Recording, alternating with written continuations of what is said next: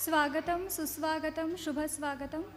स्वर्गीय श्रीमंत कमलाबाई दत्ताजीराव भोसले तळीकर प्रतिष्ठान आपण व्यक्त होऊया समिती आयोजित स्वर्गीय प्राध्यापक मिलिंद भोसले स्मृतिप्रित्यर्थ तालुकास्तरीय वैयक्तिक बालगीत सादरीकरण स्पर्धा 2025 मध्ये मी गौरवी घाटे आपणा सर्वांचं सहर्ष स्वागत करते। आपण जाणतोच की भोसले तळीकर प्रतिष्ठान हे नेहमीच वैविध्यपूर्ण उपक्रम राबवतात आणि यंदा खास छोट्या मुलांसाठी ही स्पर्धा आयोजित केली गेली आहे। या स्पर्धेचा उद्देश एवढाच आहे की आपल्या या सगळ्या तालुक्यातील छोट्या दोस्तांमधले सुप्त कलागुणांना वाव मिळावा आणि त्यांना सादरीकरणासाठी एक उत्तम दर्जाचं व्यासपीठ मिळावं, म्हणून हा छोटासा प्रयत्न।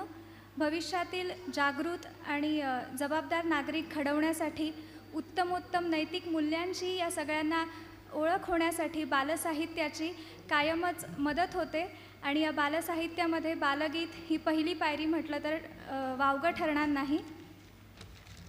यानंतर मी विनंती करते शिक्षण प्रसारक मंडळ सावंतवाडीचे उपाध्यक्ष आणि आजच्या कार्यक्रमाचे प्रमुख उद्घाटक माननीय डॉक्टर दिनेश नागवेकर सर, आपण कृपया व्यासपीठावर स्थानापन्न व्हायचं आहे। आजच्या आपल्या आपण व्यक्त होऊ या समितीचे प्रमुख नीरज भोसले हे सर्व मान्यवरांना व्यासपीठावर घेऊन येतील।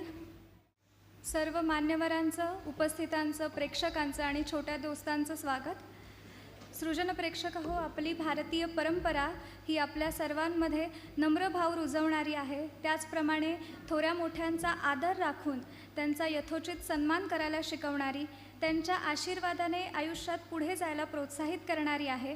त्यामुळे आपण नेहमीच कुठल्याही चांगल्या कामासाठी जेव्हा बाहेर पडतो तेव्हा आधी वडीलधारी व्यक्तींचा आशीर्वाद घेतो आणि म्हणूनच आता आपण स्वर्गीय सुभानराव भोसले आणि स्वर्गीय प्राध्यापक मिलिंद भोसले सर यांच्या प्रतिमेला अभिवादन करणार आहोत। मान्यवर अतिथी आणि प्रमुख उद्घाटक यांना विनंती आहे या दोन्ही प्रतिमांना आपण पुष्प अर्पण करायचं आहे।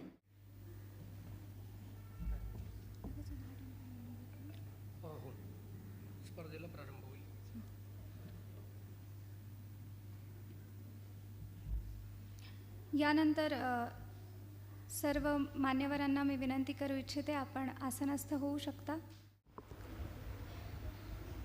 या व्यासपीठावरील मान्यवर सर्व नावांचा उल्लेख करत नाही। आपण सर्व स्पर्धक आणि त्यांचे आईवडील, नातेवाईक, प्राध्यापक मिलिंद भोसले सर हे माझे सहकारी होते। ते आमच्या ज्युनियर कॉलेजला एक प्राध्यापक होते, तसेच ते सांस्कृतिक, शैक्षणिक आणि सामाजिक कार्यातही अग्रेसर होते।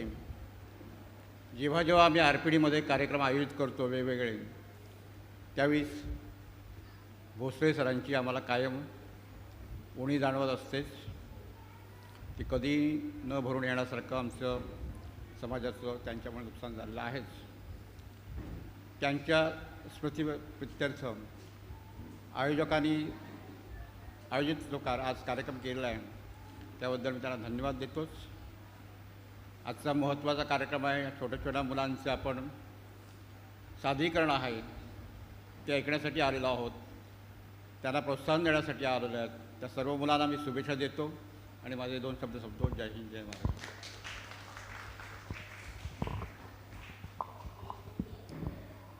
धन्यवाद सर।